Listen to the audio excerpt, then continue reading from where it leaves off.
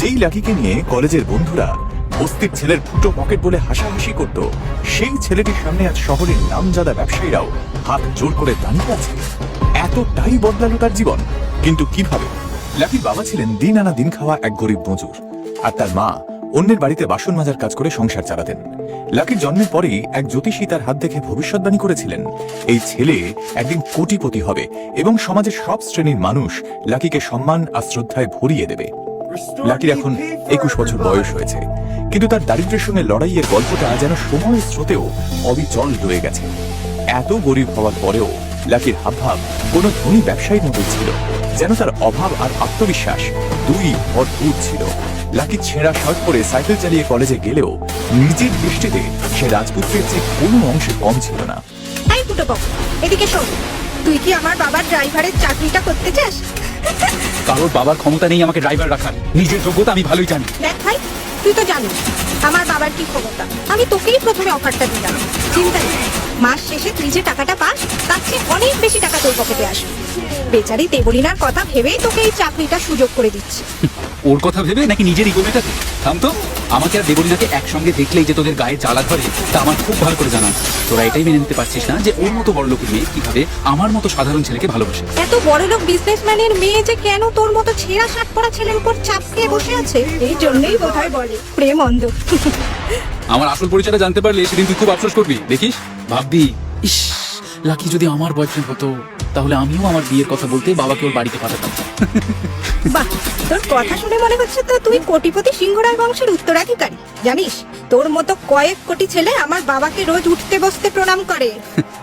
বোকা মেয়ে, দেখবি না তোর বাবা যেদিন আমার সামনে এসে দাঁড়াবে আমাকে দেখি কেমন লাকি স্যার বলে রেসপেক্ট করবে। লাকির এমন পার্সোনালিটি আর তার কনফিডেন্স দেখে কলেজের অনেক মেয়েরাই তার প্রেমে হাবুডুবু খেত। দেবলীনাও তার এই ইন্টারেস্টিং অ্যাটিটিউড দেখেই তার প্রেমে পড়েছিল। দেবলীনা বড়লোকের মেয়ে হলেও ওর লাকিকে ভীষণ পছন্দ ছিল। লাকিও নিজের সবটুকু উজাড় করে ওকে ভালোবেসে আঁকড়ে রাখত। তবে ওদের এই মিষ্টি জুটিটা দেখে কিছু হাই স্ট্যাটাস ছেলেমেয়েরা হিংসায় ওদের নিয়ে হাসি ঠাট্টা করত। দেবলীনা, তুই কি সত্যিই এত বোকা? এই জিরো ব্যালেন্স ছেলেটার পিছনে কেন যে পড়ে আছিস? তুই জানিস ভাই, এই আনলাকি লাকি তোর নখের যোগ্য নয়। তোরা বুঝা, লাকি গরিব হতে পারে, তবে ও আমার লাকি চ্যাম্প। শোন, মনে মনে ভাবলেই তো আর কেউ সত্যিকারের কোটিপতি হয়ে যায় না, তার জন্য টাকার দরকার। তোর লাকির মাস মাইনে কত? মাত্র 8,000 টাকা। বেচারার একটা বাইক কেনারও ক্ষমতা নেই, রোজ সাইকেল নিয়ে কলেজে আসে। যার পকেটে টাকাই নেই সে তো আনলাকি রে। তুই আবার গর্ব করে বলছিস মাই লাকি চ্যাম্প। তারপর একদিন কলেজের প্রোগ্রামে কোয়েলের বাবাকে সম্মানীয় অতিথি হিসেবে আমন্ত্রণ জানানো হয়। লাকি সেই অনুষ্ঠানে বসার জায়গা না পেয়ে ভিড়ের মধ্যে দাঁড়িয়েই অনুষ্ঠানটা উপভোগ করছিল। ছাত্রছাত্রীরা এত বড় ব্যবসায়ীকে তাদের কলেজের প্রোগ্রামে আসতে দেখে উল্লাসে হাততালি দিতে শুরু করে। উনি পার্সোনাল বাউন্সারদের সঙ্গে নিয়েই সেই অনুষ্ঠান উদ্বোধন করতে এসেছিলেন। এদিকে অনুষ্ঠানের ওপেনিং করার জন্য এগিয়ে যেতেই হঠাৎ ওনার চোখ পড়ে ভিড়ের মধ্যে দাঁড়িয়ে থাকা লাকিকে। লাকিকে দেখেই উনি যেন হঠাৎ করে একেবারে আকাশ থেকে পড়েন। লোকধক সিংহরায় স্যার এখানে দাঁড়িয়ে আছেন? আচ্ছা, উনি এই কলেজে কি করছেন? চিফ গেস্ট হয়ে আসা কোয়েলের বাবা তখন স্টেজ থেকে নেমে ভিড়ের মধ্যে দিয়ে ছুটে চলে আসেন লাকির সঙ্গে আলাপ করতে এবং অত্যন্ত খুশি হয়ে আন্তরিকভাবে কথা বলেন। নমস্কার লাকি স্যার, আপনি এখানে? আপনি উপস্থিত থাকতে আমি কিভাবে এই অনুষ্ঠান উদ্বোধন করতে পারি? স্যার, আমার হয়ে আপনি স্টেজে গিয়ে উদ্বোধন করুন। আসুন স্যার। কেন কলেজের প্রোগ্রামের চিফ গেস্ট এত সম্মান করলেন লাকির মতো ছেঁড়া জামা পরা গরিব ছেলেকে? আসলে কি পরিচয় এই লাকির? কে ছিল এই লাকি? তার জীবন বদলানোর গল্পটাই বাকি। চলুন একটি ছোট্ট গল্পের মধ্যে শুনে নিই লাকির জীবনের আসল সত্যিটা। হ্যালো স্যার, আমি সেন্ট্রাল এভিনিউয়ের best pharmacy Chowdhury medical store থেকে লাকি কথা বলছি। বলুন আপনার কি ওষুধ লাগবে? আমি ব্লুমিং নাইট হোটেলের রুম নাম্বার 303 থেকে ফোন করছি। আমার একটা ছোট্ট অর্ডার আছে, নোট করে নাও। আর 5 মিনিটের মধ্যেই হোটেলে এসে ডেলিভারি দিয়ে যাও। অবশ্যই স্যার, বলুন আপনার কি অর্ডার আছে? হ্যাঁ লেখো, 2 প্যাকেট হার্ট প্লে আর 1 প্যাকেট টিস্যু। ওষুধের দোকানে হার্ট প্লে নামক একটি জন্ম নিরোধক বস্তু পাওয়া যেত। লাকি যেহেতু ভদ্র ও লাজুক স্বভাবের ছেলে, তাই এই নামটা শুনেই ও একটু অপ্রস্তুত হয়ে পড়ল। হ্যালো, শুনতে পাচ্ছ? ভাই, আমার অর্ডারটা কি লিখছো নাকি এখনো লেখোনি? হ্যাঁ স্যার, লিখে নিয়েছি। গুড, এখন আর টাইম ওয়েস্ট না করে আমার অর্ডারটা পৌঁছাতে বেরিয়ে পড়ো। হ্যাঁ স্যার, আপনার অর্ডারটা আমি হোটেলে পৌঁছে দেবো, তবে কিছুক্ষণ সময় লাগতে পারে। আসলে বাইরে বৃষ্টি একটু কমলেই আমি বেরিয়ে পড়ব। তোমার মালিক জানেন যে তুমি মিস্টার রাধাকান্ত মল্লিকের ছেলের মুখের উপর কথা বলছো? আমি জানি বাইরে খুব জোরে বৃষ্টি পড়ছে, তাই আমার অর্ডারটা ঠিক মতো প্যাক করে নিয়ে আসবে, আর একদম দেরি করবে না, বুঝেছো? ছেলেটি এমন উদ্ধতভাবে কথা বলে সঙ্গে সঙ্গে লাকির মুখের ওপর ফোনটা কেটে দিল। লাকি তার কথার উত্তরে আর কিছু বলার সুযোগ পেল না। অন্যদিকে দোকানের মালিক কড়া দৃষ্টিতে লাকির দিকেই তাকিয়েছিল। ওসব বৃষ্টি টিষ্টি বলে কোনো অজুহাত দেওয়া যাবে না, এক্ষুনি যেতে হবে। চৌধুরী মেডিকেল স্টোরের মালিক চয়ন চৌধুরী এক রাশ বিরক্তি নিয়ে লাকিকে এই কথা বললেন। না স্যার, আমি অজুহাত দিচ্ছি না। বৃষ্টিটা একটু কমে গেলেই আমি হোটেলে গিয়ে পৌঁছে দিয়ে আসবো। আসলে মিস্টার রাধাকান্ত মল্লিকের ছেলে অর্ডারটা 5 মিনিটের মধ্যেই ডেলিভারি চাইছে। এদিকে আমি তো সাইকেল নিয়ে যাব, এত কম সময় কিভাবে পৌঁছবো সেটাই ভাবছি। কি বলিস? মিস্টার মল্লিকের ছেলের অর্ডার? তুই আমার দোকানটা বন্ধ করিয়েই ছাড়বি? যা, এক্ষুনি গিয়ে ওনার অর্ডারটা পৌঁছে দিয়ে আয়। উনি আমাদের কত পুরনো কাস্টমার জানিস তো। এক কাজ কর, আমার বাইকটা নিয়ে চলে যা, তাড়াতাড়ি হয়ে যাবে। যাই হোক, কাস্টমারের মুখ থেকে যেন কোনো কমপ্লেন না শুনতে হয়।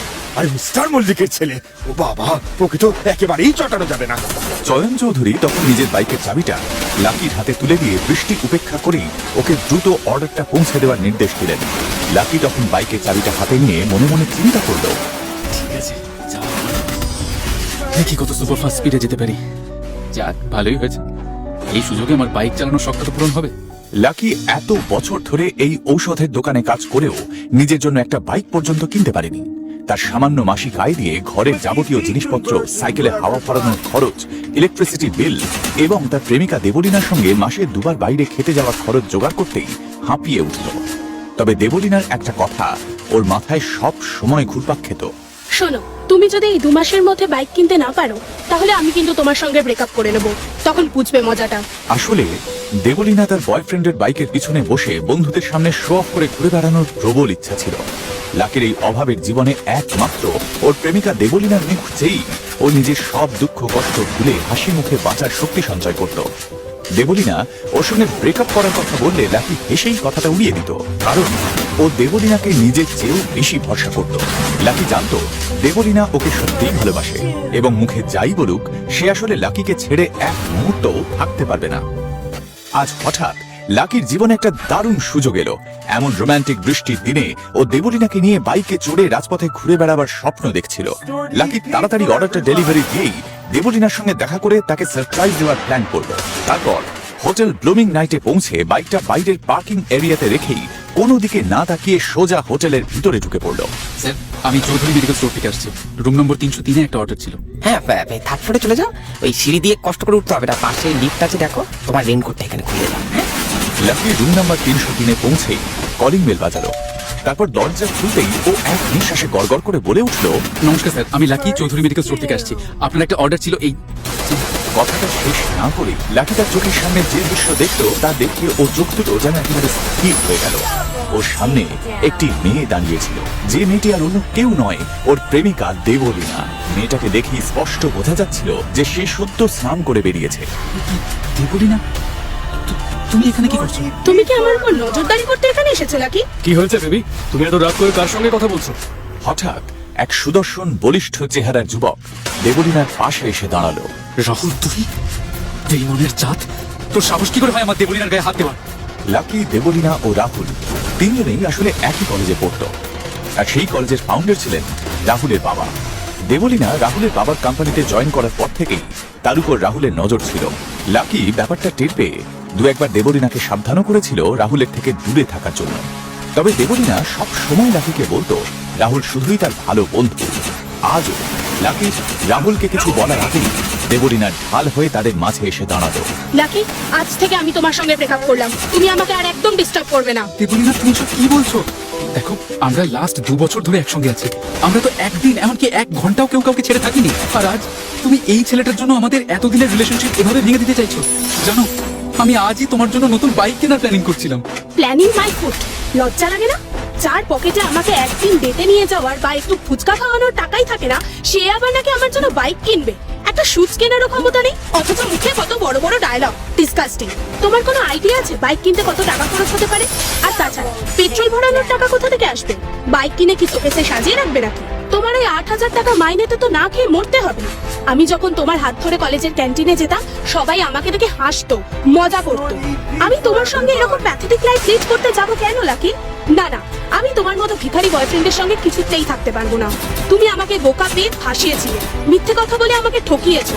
তাই আমি তোমাকে ছেড়ে রাহুলের মতো বড়লোক ছেলের সঙ্গে প্যাচ আপ করে নিয়েছি। আজ থেকে ও আমার বয়ফ্রেন্ড। তোমার মুখও আমি আর দেখতে চাই না। Just get lost. ও আচ্ছা, এবার বুঝলাম। এই লাকি তাহলে তোমার সেই বেকার এক্স বয়ফ্রেন্ড যার কথা বলছিলে। রাহুল লাকিকে উত্ত্যক্ত করার জন্য তার হাত থেকে অর্ডারের প্যাকেটটা নিয়ে হার্ড প্লেট বাক্সটা বার করে হাওয়ায় উড়িয়ে দিল। আহা, তোর নাম লাকি হলেও এই দুনিয়াতে আমার মতো লাকি আর কেউ আছে বলে তো আমার মনে হয় না, তাই না? বল। লাকির মনের উপর দিয়ে যেন ঝড় বয়ে গেল। ও শুধু একবার গভীর দৃষ্টিতে দেবলীনার দিকে তাকালো। নিজের প্রেমিকাকে অন্যের সঙ্গে দেখে মেনে নিতে না পেরে ডাকে তার মুঠোটা শক্ত করে নিল। তারপর কোনো কথা না বলে নিঃশব্দে সেখান থেকে চলে গেল। আরে বেচারা, ভাই টাকাটা তো নিয়ে যা। সবকিছু কি ফ্রিতেই বিলিয়ে দিবি নাকি? হ্যাঁ। এদিকে লাকির তখন রাহুলের কথার উত্তর দেওয়ার মতো মানসিক অবস্থা ছিল না। ওর মনে শুধুই দেবলীনার সঙ্গে কাটানো সুন্দর মুহূর্তগুলো বারবার ভেসে উঠছিল। লাকি হয়তো স্বপ্নেও কল্পনা করতে পারেনি যে দেবলীনা ওর সঙ্গে এমন বিশ্বাসঘাতকতা করবে। ও তখন ভাবুর শয়নে কাঁপতে কাঁপতে হোটেল থেকে বেরিয়ে দেখল বাইরে অন্ধকার হয়ে গিয়েছে। ওর মনটা একেবারে ভেঙে গিয়েছিল। আবার একটা সান্ত্বনাও ওকে তৃপ্ত করছিল। আজ অন্তত দেবলীনার আসল রূপটা ও দেখতে পেয়েছে, যা এতদিন ওর চোখের আড়ালে ছিল। তবে একটাই চিন্তা লাকিকে বারবার ভেঙে দিচ্ছিল, তার দারিদ্র্যের কঠিন বাস্তবতা। ছেঁড়া জামা পরে ফুটো পকেটে একটা সাইকেল নিয়ে প্রতিদিন তাকে ঘুরে বেড়াতে হতো। সেই সত্যিটাই তাকে কুড়ে কুড়ে খাচ্ছিল। ভেঙে যাওয়া মনকে শান্ত করার জন্য সে নিজেকে বোঝালো, দেবলীনার পিছনে যে টাকাটা খরচ করতাম সেটা যদি এখন থেকে বাঁচাতে পারি তাহলে হয়তো আমার অবস্থাটা একটু ভালো হবে। তবে তারপরেও সে জানতো এই কটা টাকা জমিয়েই তো আর রাতারাতি কোটিপতি হয়ে যাওয়ার স্বপ্ন দেখা যায় না। হতাশা সেই মুহূর্তে নির্জন রাস্তার মাঝে দাঁড়িয়ে আকাশের দিকে তাকিয়ে ও হঠাৎ জোরে চিৎকার করে উঠল, যার নাম লাকি, তাকে কি একটু ভাগ্য দিয়ে পৃথিবীতে পাঠাতে পারবে না ভগবান? এত নিষ্ঠুর হলে কেন? লাকি যখন চিৎকার করে কাঁদছিল ঠিক সেই মুহূর্তে ফোনে একটা মেসেজের রিংটোন বেজে উঠল। মেসেজটা দেখেই 1 সেকেন্ডের মধ্যে লাকির কান্না যেন তার অপ্রত্যাশিত হাসিতে বদলে গেল। সে আনন্দে পাগলের মতো নাচতে শুরু করলো। সেই মেসেজে লেখা ছিল এই যে, সিংহরায় পরিবারের পক্ষ থেকে তোমার জন্য অনেক শুভেচ্ছা ও অভিনন্দন রইল। অবশেষে তুমি তোমার দারিদ্র্যের পরীক্ষায় সফল হয়েছ। তোমার কষ্ট সহ্য করার অসীম ক্ষমতা দেখে আমরা খুবই গর্বিত এবং অত্যন্ত আনন্দের সঙ্গে জানাচ্ছি যে সিংহরায় পরিবারের বংশধর লুব্ধক সিংহরায় আজ থেকে সেই সমস্ত বিপুল জমি ও সম্পত্তির অধিকারী হলো, যা একসময় তার পরিবারের গুরুজনেরা বিশেষভাবে তার জন্য রেখে দিয়েছিলেন। এই আবার কেমন মেসেজ? কে এই লাকি? কি ছিল তার আসল পরিচয়? আর কিভাবে রাতারাতি তার ভাগ্য এমনই বদলে গেল যাতে তার নাম লাকি দেওয়া সার্থক হলো? লাকি কিছুক্ষণ তার কোটিপতি হওয়ার আনন্দ সেলিব্রেট করলো। তারপর হঠাৎ ওর মনে পড়লো যে ও প্রকৃত অর্থে গরিব ছিল না। ওর পরিবারই ওকে আসলে এক কঠিন পরীক্ষার মধ্যে রেখেছিল, যার নাম ছিল দারিদ্র্যের সঙ্গে অভ্যস্ত হওয়ার লড়াই। এই পরীক্ষায় পাশ করার উপরেই এতদিন নির্ভর করছিল লাকি সিংহরায় পরিবারের সমস্ত স্থাবর অস্থাবর সম্পত্তি ও জমির অধিকারী হওয়া। 8 বছর ধরে একটানা এই পরীক্ষা দিতে দিতে ও মনে করেছিল হয়তো জীবনে কখনো এই পরীক্ষায় উত্তীর্ণ হতে পারবে না। তাই অভাব যেন ওর চিরস্থায়ী সঙ্গী হয়েই থেকে যাবে। পরের দিন সকালে লাকি ঘুম থেকে উঠে রেডি হয়ে সোজা চলে গেল কলকাতার সবচেয়ে নামকরা ব্যাংক নিউ সিটি ব্যাংকে। এই নিউ সিটি ব্যাংক যে শুধুই শহরের বিখ্যাত ব্যাংকগুলোর মধ্যে অন্যতম তা নয়, আসলে এটি হলো কোটিপতিদের ব্যাংক। শহরের সমস্ত সম্ভ্রান্ত ব্যবসায়ীরা এখানেই তাদের গচ্ছিত ধনসম্পত্তি রাখেন। সাউথ কলকাতায় অবস্থিত এই ব্যাংকের বাইরে শয়ে শয়ে নামি দামি গাড়ির লাইন দেখা যায়। রাতারাতি লাকির ভাগ্য বদলে গেলেও ওর ভুল পাল্টালো না। এত বড় ব্যাংকে ও সাদামাটা ছেঁড়া জামা পরেই চলে গেল, যেভাবে প্রতিদিন ও ওর কাজের জায়গায় যেত। এই শার্টটা একদম ছিঁড়ে গেছে। টাকাটা পেয়ে আগে নিজের জন্য একটা ভালো ব্র্যান্ডেড প্যান্ট শার্ট কিনতে হবে। লাকি নিজের মনে এই কথাটা ভেবেই ব্যাংকের ভিতরে প্রবেশ করার জন্য প্রস্তুত হচ্ছিল। তারপর সে ব্যাংকের দরজাটা খুলতে যাবে এমন সময় হঠাৎ ভিতর থেকে একটি মেয়ের গলার আওয়াজ শুনতে পেল। লাকি এতই ব্যস্ততার মধ্যে ছিল যে তাড়াহুড়ো করতে গিয়ে একটি মেয়ের সঙ্গে ওর ধাক্কা লেগে যায়। মেয়েটির কোমর ছাপানো ঘন লম্বা চুল ছিল এবং ওর পাশেই আস্তে আস্তে হেঁটে যাচ্ছিল। সরি, আমি একদম দেখতে পাইনি, ভেরি সরি। সেই মেয়েটি লাকির ছেঁড়া শার্ট আর ওর চেহারা দেখে নাক উঁচু করে অস্বস্তিকর ভাবে চেঁচিয়ে উঠে সিনক্রেট করতে শুরু করলো। Really great. আমি কি ট্রান্সপারেন্ট নাকি যে আপনি আমাকে চোখেই দেখতে পেলেন না? তাদের মধ্যে কোনো কথা এগোনোর আগেই মেয়েটি ব্যাংকের ম্যানেজার রুবি পালকে দ্রুত পায়ে তাদের দিকে এগিয়ে আসতে দেখে। I am so sorry madam, আপনার কোথাও ব্যথা লাগেনি তো? ব্যাংকের ম্যানেজার রুবি সেই মেয়েটিকে এই প্রশ্ন করে ঘৃণা ও তাচ্ছিল্যে ভরা দৃষ্টিতে একবার লাকির দিকে তাকালো। সে লাকিকে আপাদমস্তক পর্যবেক্ষণ করলো। তার মনে লাকিকে নিয়ে একটু সন্দেহ হয়। আপনি এখানে কি কাজে এসেছেন একটু বুঝিয়ে বলবেন? আমি এখানে আমার টাকা তুলতে এসেছি। কি বলছেন?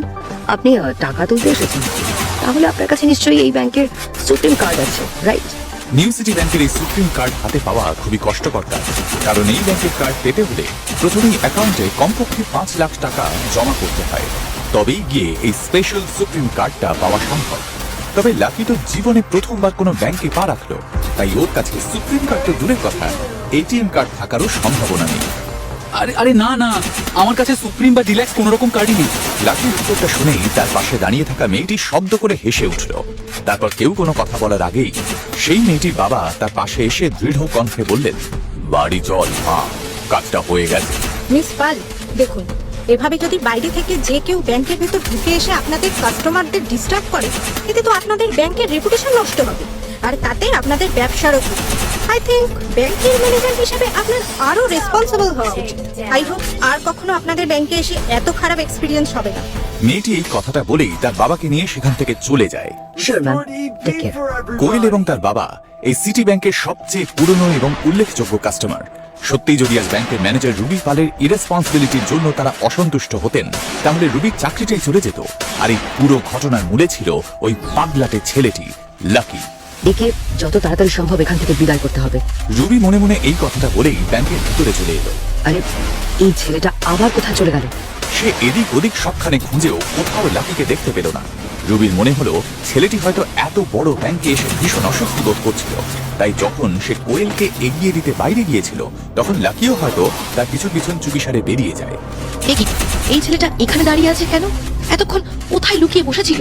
রুবি দেখে লাকি ব্যাংকের ভিআইপি লাউঞ্জের বাইরে দাঁড়িয়ে আছে, আর ও দেওয়ালের আড়ালে গিয়ে দাঁড়িয়েছিল বলেই রুবির চোখ এড়িয়ে গিয়েছিল।